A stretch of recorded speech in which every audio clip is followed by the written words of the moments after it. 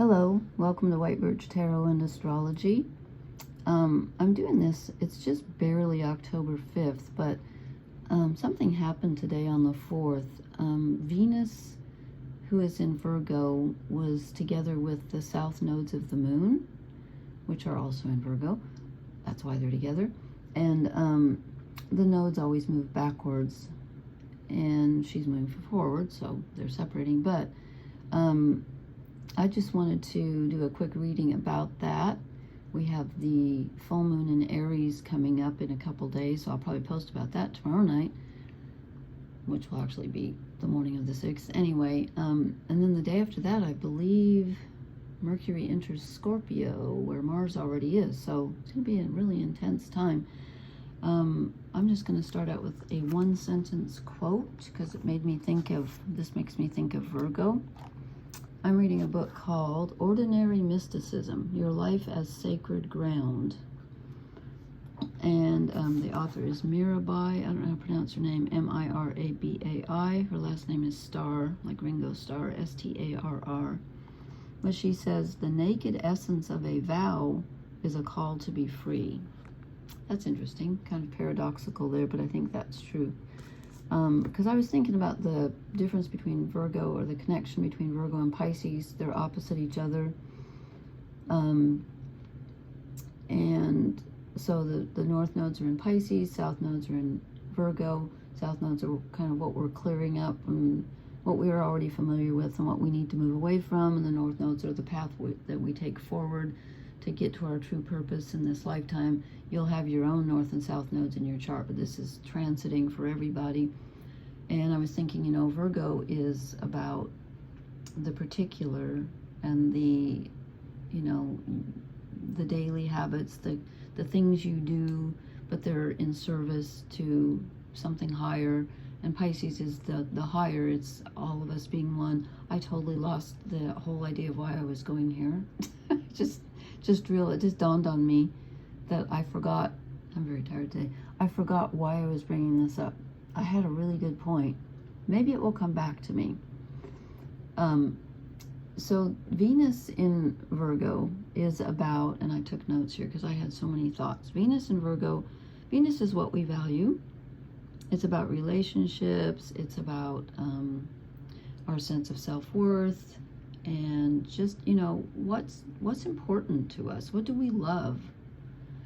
And so when I think about Venus together with the south nodes of the moon, I think about how I wrote this down. Okay, it's a period of letting go of old, unfulfilling patterns, especially related to love, relationships, and self-worth, in order to make way for healthier growth. And this might highlight outdated habits, tendencies to be critical. So we reevaluate what serves us and what doesn't serve us, what serves the people we love, what doesn't. It can feel sometimes like a period of relationship stagnation or decline, but actually it's more of a purifying process so that we can get rid of what's unhelpful and find a more purposeful way forward. Because Venus is, of course, love, beauty, pleasure, our values. And the south node is sort of the past, it's karma, it's areas that we're sort of done with, our default setting that we need to slowly release and move away from. And then Virgo, you know, analyzes. It's very critical. It can be self-critical. It refines things, and it's about being in practical service to what we love. And Virgo is all about service to others, but we have to remember we need to serve our own bodies and our health, because Virgo is about health also. It rules the 6th house in your chart. So when we have Venus here in Virgo, it can be focused on relationships with others and ourselves, our own health, our own well-being. But you might find that certain connections that you have, whether they're social or romantic, could be feeling stagnant or meaningless, or they could be ending because they're based on some kind of an old pattern that's no longer serving your current growth or really what's true to you. Because, you know, Virgo is ultimately about the flame that's sort of inside you, that it's like, you know, what's true for you. And when you find what's true for you, if you find your true path and what's true for you, and you do what's true for you, oh, I know what I was thinking, then it will be the same thing that helps others. Because if we all followed our true paths and what we were put on earth to do, it would benefit the whole, because we're all one. And what I was thinking was, oh, don't tell me I just lost it again. Oh my goodness, my mind is like a sieve tonight. Well, it came back to me and then it left, so apparently it will come back again. So just look for any kind of self-fulfilling prophecies that you have, like habits that aren't serving you, anything that feels like it's getting in the way of growth or your sense of self-worth. We don't want that. And Virgo's all about discernment and, you know, it can be too perfectionistic. It wants order and stuff like that, and life is rarely about that. But this gives us an opportunity to purify our relationships, purify our priorities. We can sort of try to distinguish between what we truly value and what's maybe something that we're like overly trying to control or trying to make perfect that we don't need to. So we might find some patterns you need to get rid of, and so might need to find what's not working so we can make necessary adjustments and set the stage for a more fruitful future. You might like literally be going through things if it's about objects that you value or no longer value. And with the North Node in Pisces, this can be a time of karmic debt ending. So a certain situation or plural situations or connections can end so that we can keep evolving towards, you know, what we're supposed to do in this lifetime. So we need to release perfectionism, overthinking, any kind of compulsive needs that we have, especially for control. Try to focus more on being rather than always doing. And we need to trust our intuition and let go of like rigid routines, self-criticism, or any belief that our sense of self-worth depends on what we accomplish rather than who we are. We need to embrace imperfection. We need to embrace self-care, trust the flow of life, find a balance between being practical and surrendering to the spiritual, because they are in essence the same thing, even though one is more earthly and one is more, you know, more intuitive. So tune into your needs, find some flow and intuition, embrace simplicity, and especially self-compassion. That's very important right now. And I think that shows in the cards. I kind of made a mess here. Actually, I didn't. I drew the cross of truth, but I got a double. And where did this go? Oh yeah, I got an overall energy card. And then I drew 4 on the side because I don't know, and an oracle card. So I'll try to go through these quickly. But this was the overall energy card that came out. This is the Llewellyn deck. The Welsh the Welsh mythology tarot. So our overall energy is the 8 of Cups. Walking away from what no longer serves us, even if that's a relationship, if that's an old pattern, as I said. And that, you know, cups are emotional, so that can be difficult. I'm not saying it's easy.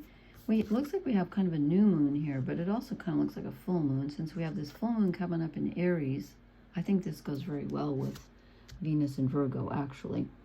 And then this is us, okay? So we're the Page of Cups, and I think this is us because I think this is, number one, taking care of yourself, filling your cup. That's what I was going to say. You have to, I know you've heard this a million times, you have to fill your cup before you can help other people. If you get exhausted, you're not going to be good for anyone, including yourself. So that's what this is about. It's also about, you know how they say beginner's mind? This is like beginner's heart. You open up to something entirely new, a new way of feeling about something. And notice how, that's interesting how they've put the 2 fish together like the symbol for Pisces, which is, you know, where the North Node is, and Venus is conjunct the South Node. So this is about kind of starting over. You know, we're embracing something new, and we're allowing a new emotional tone to come in because we've just walked away from the old one that's not serving us. And I know it probably sounds like a repeat message. We've kind of gotten this same message, I feel like, for a long time, but that's the energy we're in. And this is where we get specific about it. And with the South Nodes in Virgo, we could actually be literally going through material objects, cleaning, for example, what I need to do, clean out the garage, clean out the basement. I need to do that. So if there's something you haven't touched in 20 years, you have to ask yourself, do I value this? You know, why hang on to things you don't value, including relationships, whatever? I'm not saying be brutal about it, but okay. And then I said, what do we need to let go of? And I got the Two of Wands, and I thought, I didn't quite get that until I pulled the card, what do we need to move toward, which is Justice. And I thought, okay, look at these. They both have a feminine figure with the Two of Wands is between two wands.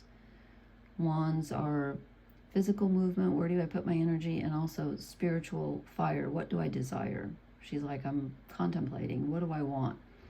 And the Lady of the Fountain, which is Justice, is saying, there's Libra season here, Sun in Libra, she's saying, well, here's how you make your decision. You don't be discerning and critical like the Virgo energy with Venus, and again, I'm not talking about the full moon here, I'm talking about Venus conjunct the South Nodes in Virgo. You don't get all caught up in being picky and wanting control and wanting everything perfect. You say, what is my true value? She's got the sword of truth in one hand and the scale. She's not holding a scale of justice. She's got a little cauldron, but essentially this is justice. So what is true? What is true? This is how you make your decision about what you want to do with your time and your energy and who you want to serve and how. In fact, it's not so much what I choose, it's how I choose. I choose with my inner sword of truth, my inner flame that guides me and never lets me down. Okay, we have to have faith in our true self and our true values. And then I said, what is this based on? And I get the universe, which is the same as the world. It's the end of a cycle so that we can start a new one. Okay, so this is a really big, we're coming out of eclipse season. We're into October now. We're going to have a full moon in Aries, which is about the self. This is really big stuff, I think. We're coming to the end of a chapter. And, there's so many things going on the world stage today that I think resonate with, that's why it's so important for us to find our true north, because what we do in our personal lives literally makes a difference to the collective. It may not feel like it, but it does. On some level, it truly does. And then I said, what blesses us? Well, I'm not surprised to get death. So we have the world, or they call it the universe, and death. So there's a whole cycle here that's ending in order that a new one can begin. So now we get to evaluate, what do we truly value? And it came out with the Seven of Pentacles, which I think is really interesting, because this is where someone is literally standing there saying, this is what I've been working on. How's it going? Do I want to continue to put my energy into this? This kind of, to me, this one card sums up really, well, actually these three, the universe, death, and Seven of Pentacles, they're really perfect, I think, for Venus conjunct the South Nodes in Virgo. We have to ask ourselves, what kind of fruit have I been growing here? Is it worth it? Is it worth all the energy? How much time and energy do I want to put into this? Because ultimately, I need to have enough energy that I can fulfill my true purpose, because that will benefit everyone, even though it doesn't feel like it sometimes. And then I decided to draw 4 cards. I was thinking, like I did before, this is the fire card. This is how are we feeling on a spiritual level? Which, again, the fire is always spiritual and physical at the same time, because one is the reflection of the other. One is the outpicturing, if you will, of the other. So we're feeling kind of burdened right now. But in this deck, it's not about dropping the burden. It's about continuing on, because he's almost, in this deck, it's almost more like the 9 of Wands than the 10. But it's his last, his last steps before he reaches home. but it's more about persevering. But we can feel kind of burdened at this time. It's a heavy burden. So again, with this South Node conjuncting Venus, you have to ask yourself, am I taking care of myself? Is it worth it, whatever I'm pouring so much energy into? Am I giving too much? Am I not getting enough in return? Am I not giving enough to myself? Then this is the earth energy. So literally on a physical level, what can we expect? And I get the Two of Cups. Earth is, what's real. So this is about embracing, the Two of Cups can be a romantic encounter. It can also just be about loving, showing love, showing affection to the people you care about. But it looks like somebody's going to care for us. So be in a receiving mode. Let yourself receive love. Because, this is very encouraging. If you're looking for a relationship, maybe there's one on the horizon. This looks good. So it's a time for giving and receiving. But again, make sure that you're not overgiving. And then this is the air slot, because I'm doing like the, fire, earth, air, and water. So this is our mental. I said, what on the mental level, what's happening? Ooh, we get the Eight of Wands. We get communication. There's lots of ideas floating around. Lots of communication, lots of movement, lots of thinking. I know my mind's been spinning. I don't know what's going on. I think it's that Uranus in Gemini, which is going to be there a while, but my mind won't stop. But you're going to have communication. So I would just say be a little careful. Don't spill the beans. Just, with all this energy, put yourself first for once, even if you're not used to doing that. We need to fill our own cup. So there's communication coming in, but be tactful, be cautious. I don't know why I'm feeling that, but there could be some movement, some communication, maybe from someone you haven't heard from in a while. I don't know. And then on the emotional level, the water level, I get the Three of Cups. Well, good. So we get the 2 and the 3. So we've got some support coming in. We've got some, it's an emotional time. People helping each other, Venus and Virgo. So just make sure that when you serve others, make sure that, that someone is giving something back to you as well. But that looks hopeful. That looks good to me. I'm ready for a change. I don't know about you, so I'm looking forward to, I was going to say death. Not literally, but the universe and death. I could use a change. I'm up for that. Okay, and then the oracle card I got is Truth Be Told.